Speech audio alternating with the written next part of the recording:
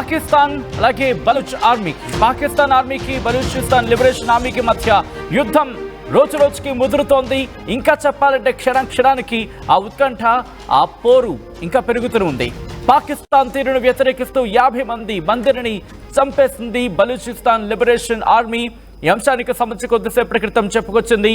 పాక్ ఆధీనంలో ఉన్న తమ ఖైదీలను విడుదల చేయాలని BLA డిమాండ్ చేస్తోంది. ఇప్పటికే 48 గంటల డెడ్ లైన్ కూడా విధించింది.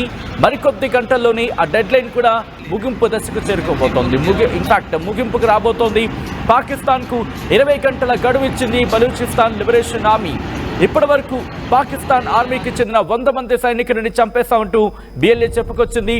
మరోవైపు 27 మంది బలూచ్ సైనికులని చంపేశామని పాక్ ప్రకటించింది. మిగిలిన బందీలను విడుదల చేయించేందుకు పాక్ రెస్క్యూ ఆపరేషన్ కొనసాగుతోంది. అయితే రెస్క్యూ ఆపరేషన్ కు అడ్డంకిగా మారింది బలూచ్ ఆత్మాహుతి బాంబర్లు. క్వెటాకు 200కు పైగా శవపేటికలు పంపించింది పాకిస్తాన్.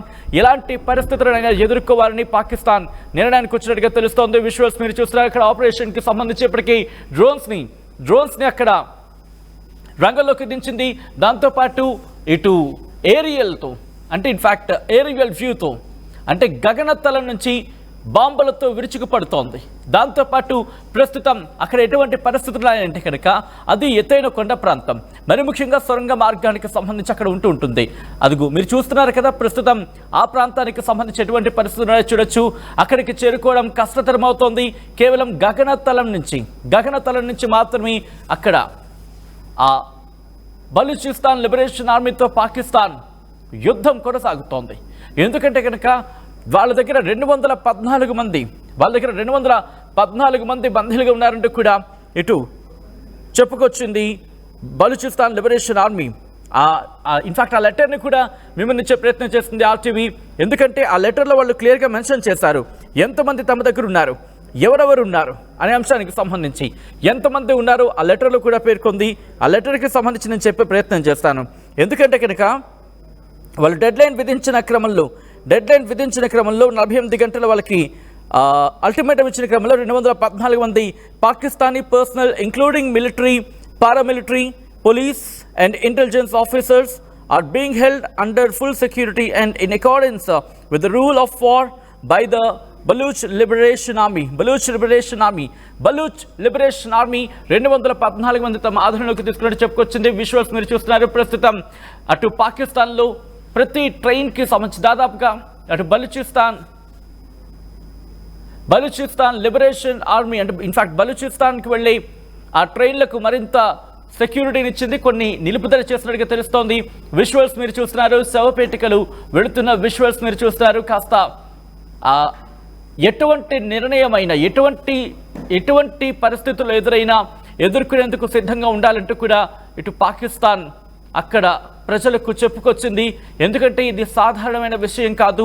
అటు స్వాతంత్రం ప్రకటిస్తేనే మేము తగ్గుతామంటూ బలూచిస్తాన్ చెబుతోంది. లేకపోతే యుద్ధం కొనసాగుతోందంటోంది బలూచ్ లిబరేషన్ ఆర్మీ. ఈ నేపథ్యంలో పాకిస్తాన్ ఎక్కడ కూడా చర్చలకు పిలవలేదు, కనీసం వాళ్ళతో మాట్లాడే ప్రసక్తి లేదంటోంది. ఇటు తమ వాళ్ళని కాపాడుకునేందుకు తీవ్రంగా శ్రమిస్తోంది. అయితే ఇక్కడ బలూచిస్తాన్ లిబరేషన్ ఆర్మీకి సంబంధించి ఆత్మాహుతి బాంబర్లు అక్కడ ఉండడం ఆందోళన కలిగిస్తోంది. ఒక్కసారి ఆ విజువల్స్ మనం చూద్దాం. ఎందుకంటే పాకిస్తాన్కి చెందిన హెలికాప్టర్లు అక్కడికి చేరుకున్నాయి. ఈ నేపథ్యంలో అక్కడ ఉద్రిక్త వాతావరణం తలెత్తుతుంది. ఒక్కసారి ఆ విజువల్స్ చూద్దాం.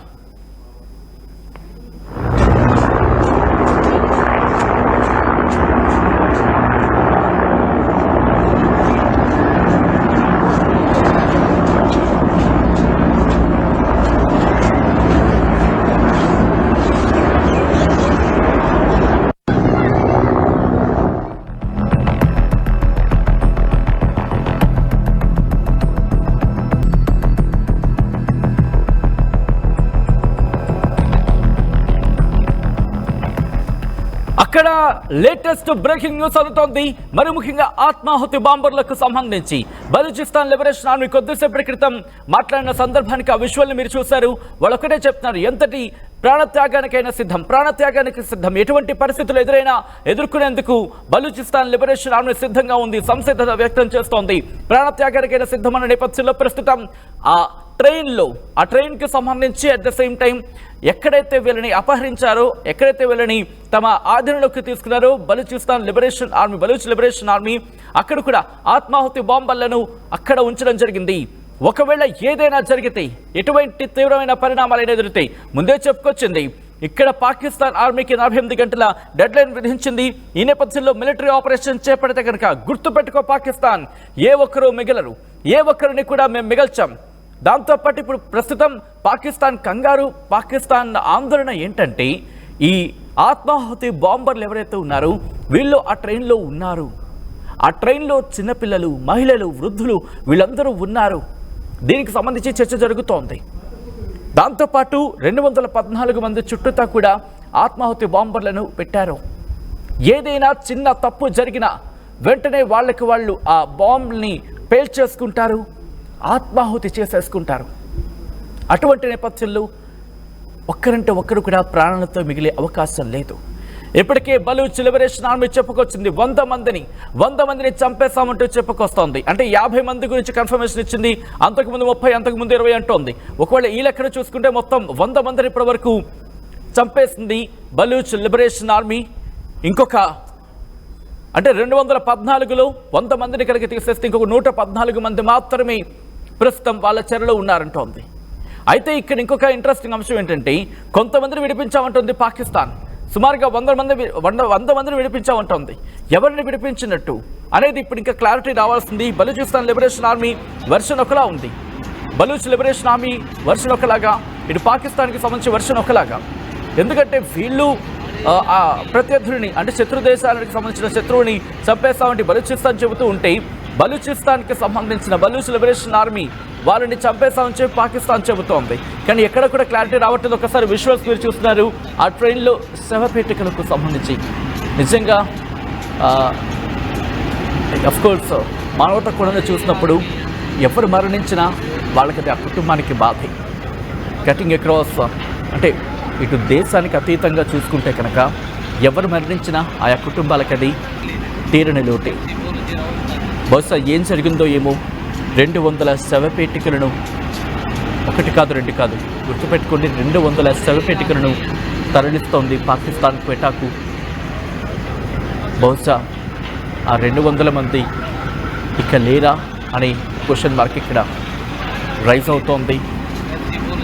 ఎటువంటి విపత్కర పరిస్థితులు ఎదురైనా వాటిని ఎదుర్కొనేందుకు సిద్ధంగా ఉండాలంటూ పాకిస్తాన్ తమ ప్రజలకు చెప్పుకొచ్చింది.